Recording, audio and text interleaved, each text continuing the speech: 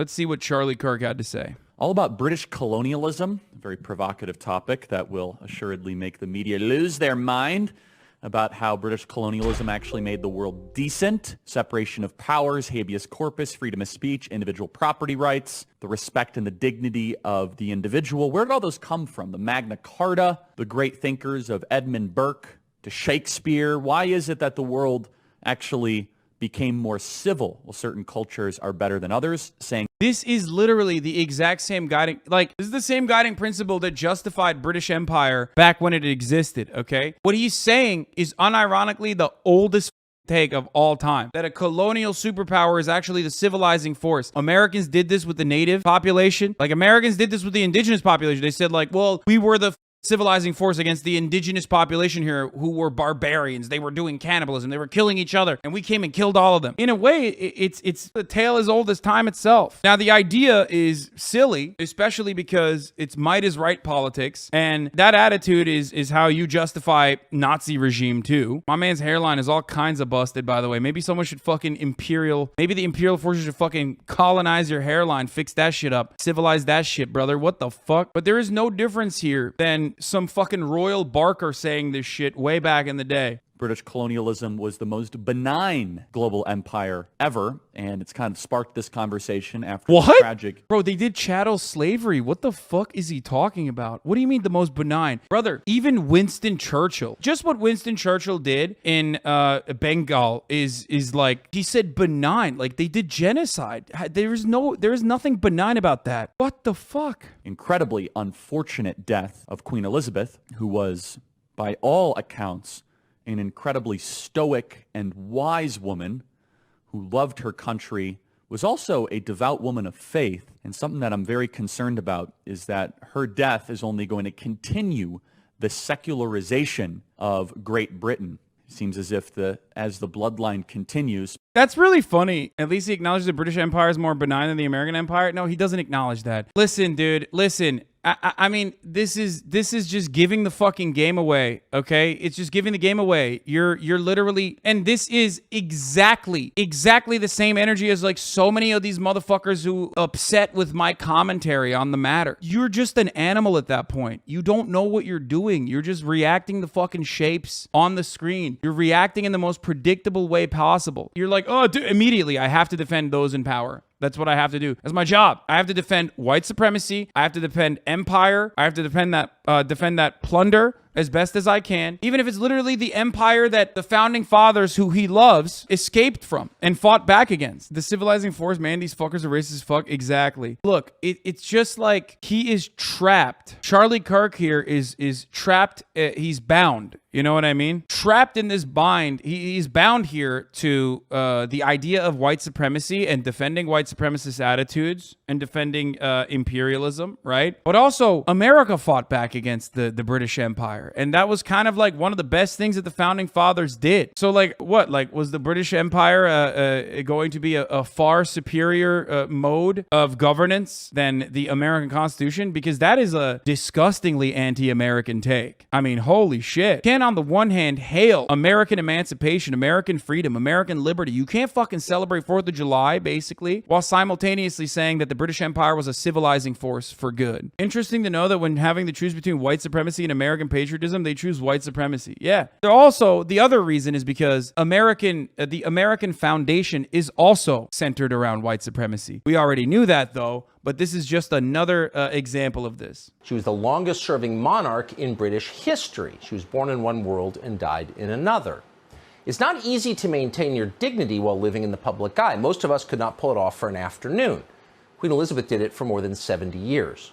To this day, Britain claims to have won both of the 20th century's world wars, but together they destroyed that nation forever. After victory came humiliation. Oh my God. Is he saying that decolonization was awful and bad because it ruined the Britain? Oh my God. That's one of the most insane things I've ever heard. He just straight up Dog, he's just straight up saying that it was actually better. They blew a 13 colony lead, and it was so, like, when I say England blew a 13 colony lead, I'm making a joke, right? Tucker Carlson's like, no, seriously, it was so good. What the fuck, you fucking idiots. I did not predict that. That is a layer of white supremacy that I did not think that Tucker Carlson, who is an American white supremacist, so I did not think that an American white supremacist would say that.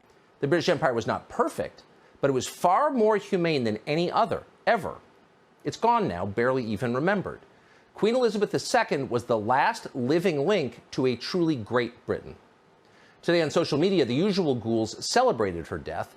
Quote, "May her pain be excruciating," a Carnegie Mellon professor called Uju Anya wrote on Twitter of the Queen. "May she die in agony."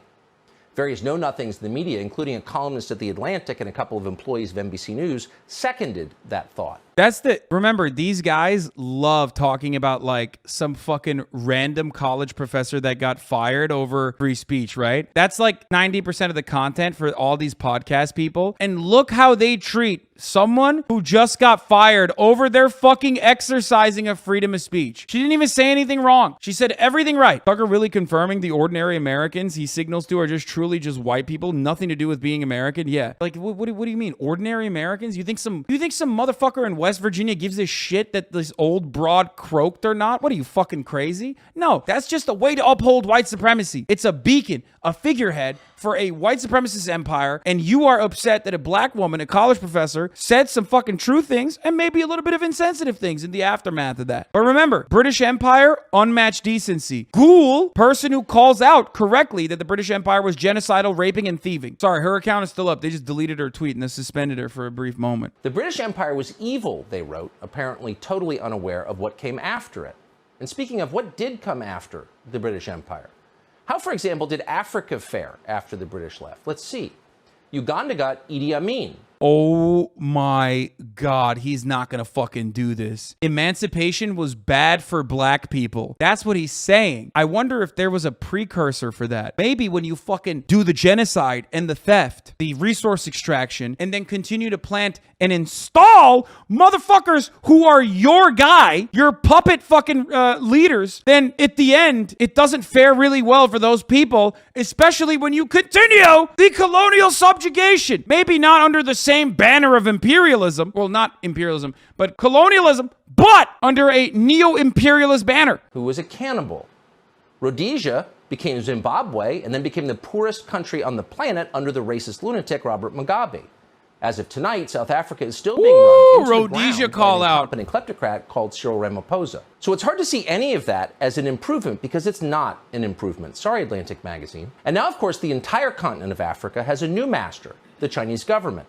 China is the latest colonial power to dominate Africa. Its subjects will be pining for the British soon, assuming they are not already. In an ideal world, there would not be empires, no empires, only sovereign nations. But we don't have that world, and we never have had that world. Hey, China is not Chinese colonialism, which is not even the same as like what the West has done to Africa, regardless, but we're not going to get into the weeds of it, is not good for Africa. Yes, Tucker Carlson is openly stating that Africans are barbarians, or he's implying that Africans are barbarians and that they need masters. He even used the term master very specifically. He's saying that these uncivilized hordes need a civilizing force atop them. Okay, on top of them, teaching them, educating them on the ways of how the Western world, which is supreme, he says, lives. Okay, well, it's just racism. But of course, when the Chinese do it, because in his world, he's saying China is doing the same thing. When they do it, it's not good because they're not white. That's it. You have to literally look at exactly what he's saying. He's one, saying that Africa needs a white master to keep it in check and civilize it, be the civilizing force. But when it has a Chinese master, which is doing the same thing in his mind, which I don't think they are, but still, it's not good. It's only good when the British Empire did it because the Chinese people are not white. That's it. That's literally it. Here's the train station the English built in Bombay, for example.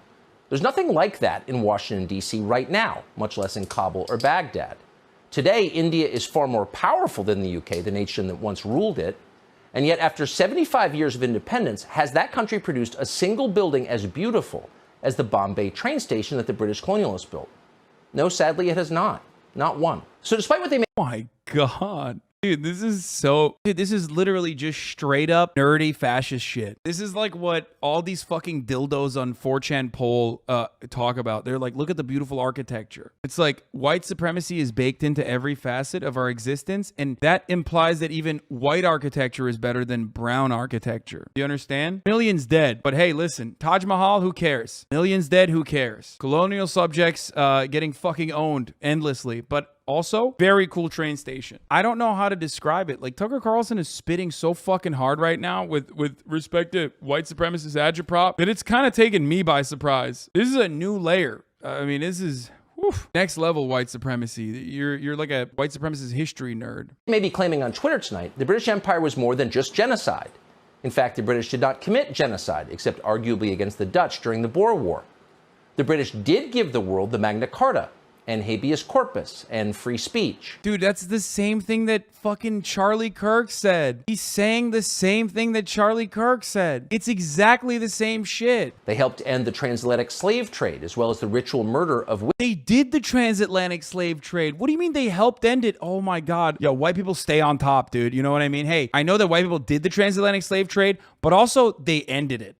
Think about that. That's crazy. Are we going into the conservatives want a monarchy phase? Conservatives have always wanted a monarchy because the monarchy represents white supremacy. Hello. This is why I was so fucking adamant about saying smoking on the Queen pack yesterday. I know a lot of people didn't understand it because they don't know anything about the Queen, and they don't know anything about British Empire, and they don't know anything about fucking, they just see like a lovely old lady who's got a fuckload of great PR around her that 80% of the fucking country supports, like in England. And she's dying, and you're like, oh, making jokes about her death. How dare you? How stupid. Maybe those people, if they come back to the fucking chat now that they're like angrier, now that they're less angry about it, will recognize that they were defending this, because this is the white supremacist fucking approach to the monarchy. Of course he's going to defend it. The British Empire spread Protestant Christianity to the entire world. It published some of the greatest literature ever written and produced the finest manufactured goods ever made anywhere at any time, including now. It was an impressive place run by impressive people. We will see many empires going forward, but we will never see one so benign. And because it's true, the people who would like to run the world in a far harsher way would like to make certain that you don't know it. And so they destroy the evidence that ever existed. Here they are tearing down a statue of a British philanthropist in the UK 2 years ago. A British philanthropist?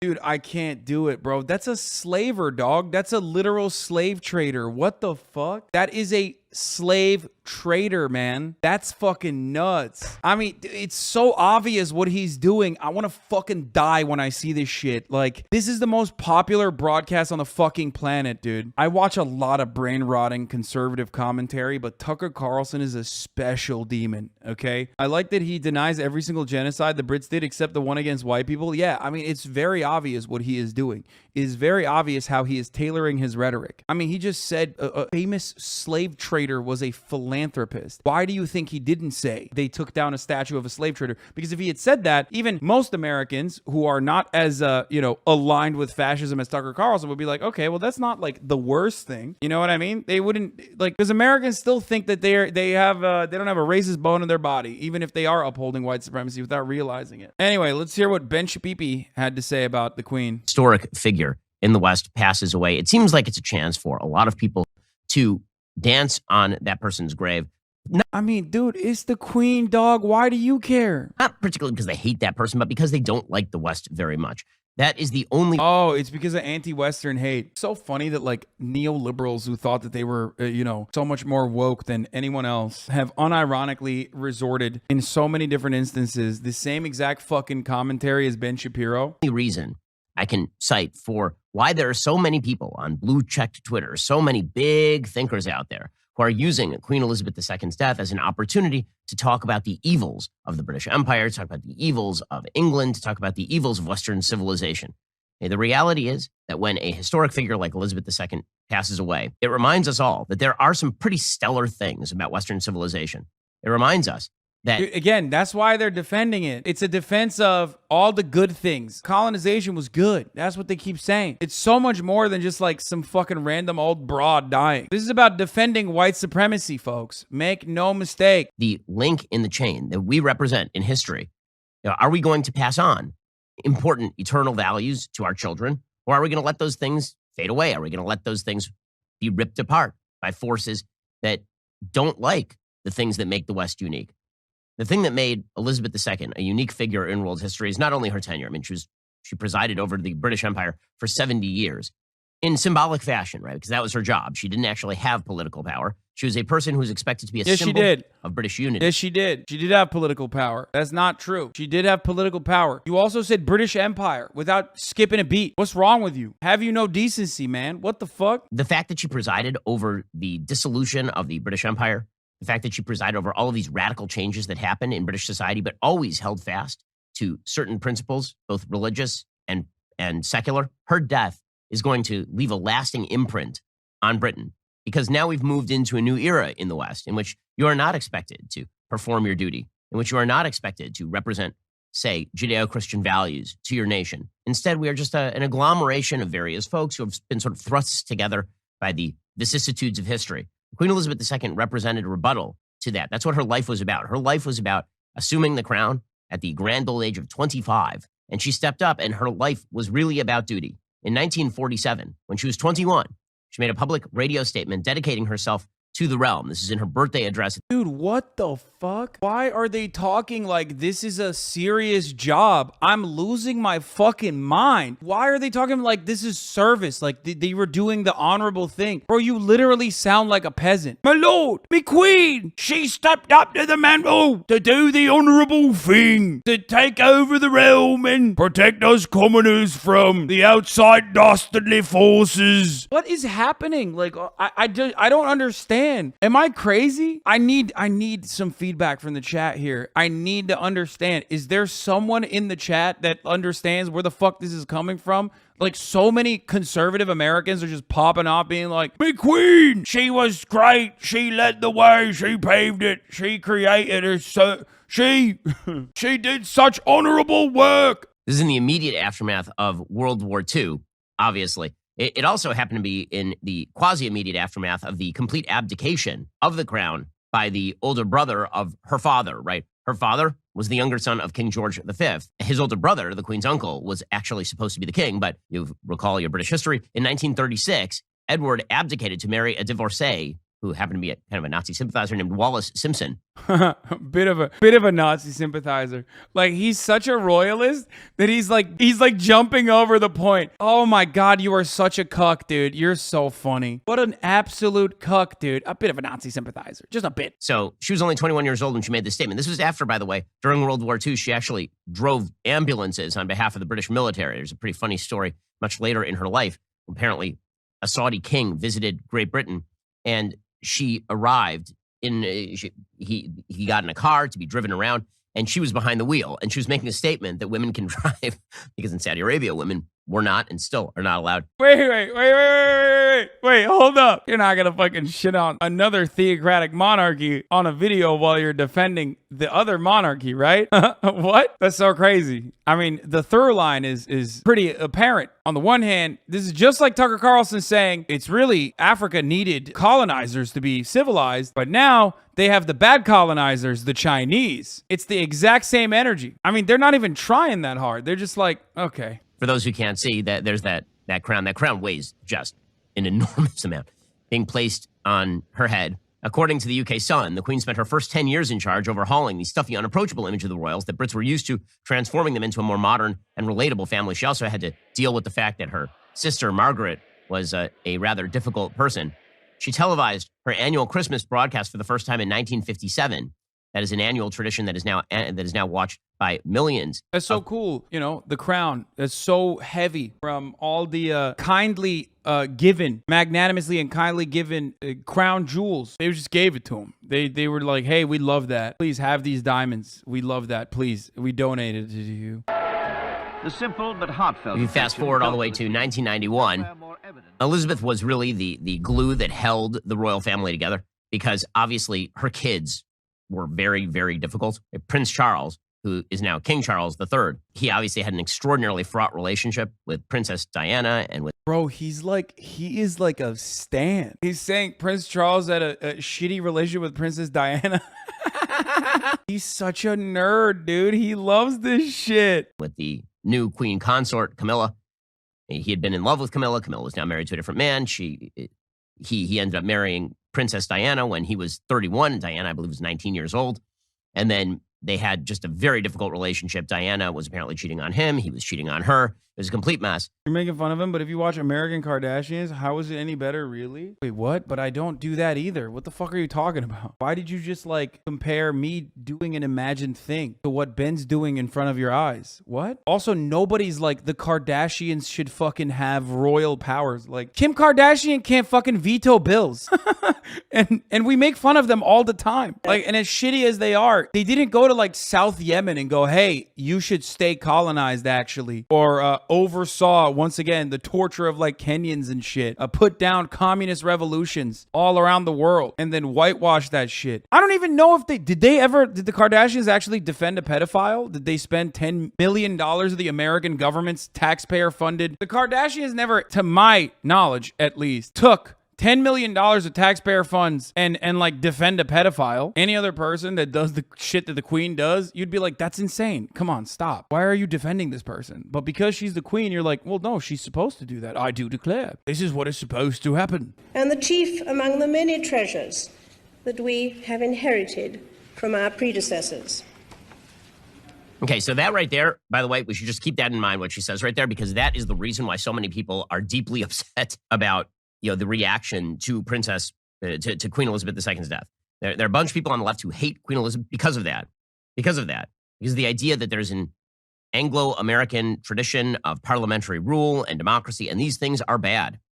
Famously, Anglo-American tradition of parliamentary democracy, which the left hates. Yeah. So many parts of that sentiment, I don't even know where to begin. It's insane. When did the parliamentary democracy become the Anglo-American tradition? What is the Anglo-American tradition? The only Anglo-American tradition is like white supremacy, dog. What the fuck do you mean? We didn't even inherit the fucking NHS. We didn't follow through on a lot of the shit that they did that was like at least decent. You know what I mean? We don't even call football. We call it soccer. And also, you're referencing the Queen while talking about parliamentary democracy. Where? What is your brain on? What are you doing? 1992, that was the big year, right? So the year after this address to Congress, that is when the marriage between Diana and Prince Charles started to break up. That is the same time that there's a biography on Diana that talked about how Diana had sort of been abandoned by the royal family. Now, the truth is that Diana was, again, not a super easy person. She came into the royal family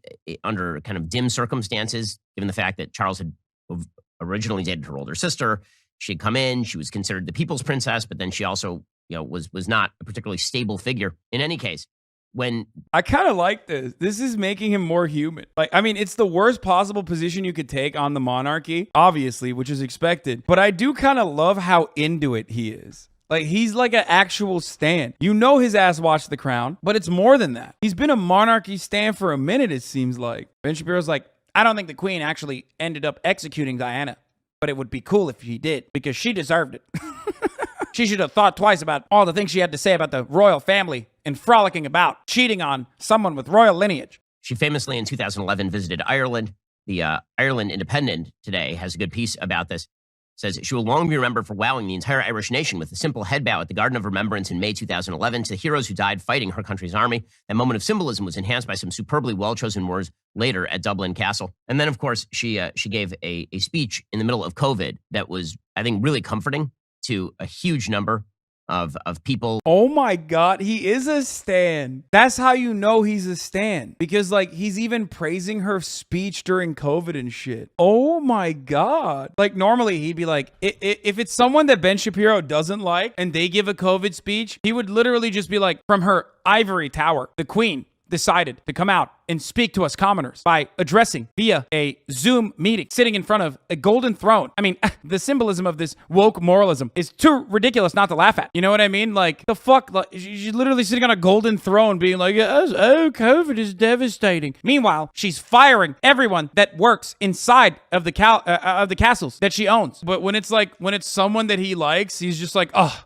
brilliant, brilliant. She was so comforting during COVID. Oh, those times were so devastating. Across the world, not just in Great Britain, in the middle of a time of global turmoil, here was the Queen of England talking about COVID and its impact on her country. This is so funny, bro. What the fuck? How is the Queen's take any different than like the Imagine song that everyone in Hollywood made? I'm speaking to you at what I know is an... Like, yeah, look at this. Look, wearing all of her jewels at a time when people are suffering because they can't get back to work because they desperately want to, but they can't because of woke moralists. And the Queen is sitting in front of a gold-plated drawer, possibly stolen from some other faraway country, telling you, the commoner, that you should stay indoors and fear not, that we're all in this together. Saying we're all in this together from her chateau. Absolutely unacceptable. Increasingly challenging time. A time of disruption in the life of our country. The pride in who we are is not a part of our past.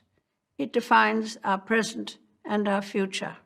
We should take comfort. Okay, so I mean, it was those sorts of values that she represented, right? The sort of quiet, solid belief in eternal values over the course of time. The sort of British stiff upper lip, the idea that you can take on challenge. Oh my God. He loves her, bro. This is funny. This is kind of cute. It's a weird, in a very weird way, it's kind of cute seeing Ben like go this crazy. Right? All those things are what she symbolized. Now, the backlash to her death materialized immediately. I mean, not people who were anti-her dying, people who were very pro-her dying, as it turns out, which is just insane. I'm sorry, that is an extraordinary response to the death of a woman who literally had a symbolic role, and that symbolic role involved things like telling people to buck up under pressure, to understand their heritage, to believe in the values of democracy. So it came in a couple forms. One was okay, well, she's a queen, who cares? Whatever. You know, we're American. We fought the crown just so we wouldn't have to care about stuff like this. Okay, I get it. Wow, 13 minutes in, he finally says something I agree with. Yeah, that's the whole point. That's like one of the few good things that America did. America did a lot of fucked up things in its founding. But the one good thing was this. Jesus Christ, man. Reality is that the monarchy of Britain right now is not anything remotely resembling the monarchy of Britain in the time of King George III. She had no political power. And this is something people ought to remind themselves, is that when they're yelling at Queen Elizabeth II, they're yelling at a person whose role is entirely symbolic. She had no political power in Britain. Oh my God, if we accept Queen Elizabeth as our monarch, will these two go away? Dude, yeah, he had a voice crack. That's how much he rides for the fucking queen, dog. I mean, he shit on Princess Di. The United States fought King George III and Parliament in order to be free of the political power of King George III. But the truth is that apparently people have a need for royalty. In the United States, we've supplanted the idea of a symbolic leader who's like Queen Elizabeth II. We've supplanted that with a celebrity culture that is filled with babbling idiots who repeat whatever lines are put in front of them and apparently take their cultural cues and political cues. Oh my God, he's giving the game away. He's giving the game away. He's giving the game away. He's literally saying we all need like royals to lord above ourselves because we have peasant brain. And if that is like, if that's a universal truth, if that's like a natural phenomena, then I would rather have them be proper. That's crazy. Also, Donald Trump was the president. Like, he was your president, Ben. You defended him for 4 fucking years. What the fuck? Dude, every libertarian... I used to say, like, a lot of libertarians are just straight up fascists who want to smoke weed. And, you know, the Donald Trump presidency kind of showed that because they all were super on board with, like, one of the key tenets of libertarian principles is that the freedom of travel, right? And not having, like, this surveillance state, police state. And they completely dropped that. They were like, Trump is so great. But now I'm beginning to realize, like, no, they unironically would love a monarch. Television writers. And those are our royalty. Over here, our royalty is like Kim Kardashian and Jennifer Lawrence. I know. Oh my God, Jennifer Lawrence. You know what else is awesome, though? The top of the hour ad break. But you know what else is more awesome than the top of the hour ad break? Not seeing the top of the hour ad break and actually avoiding the top of the hour ad break by subscribing for $5 or for free with a Twitch Prime.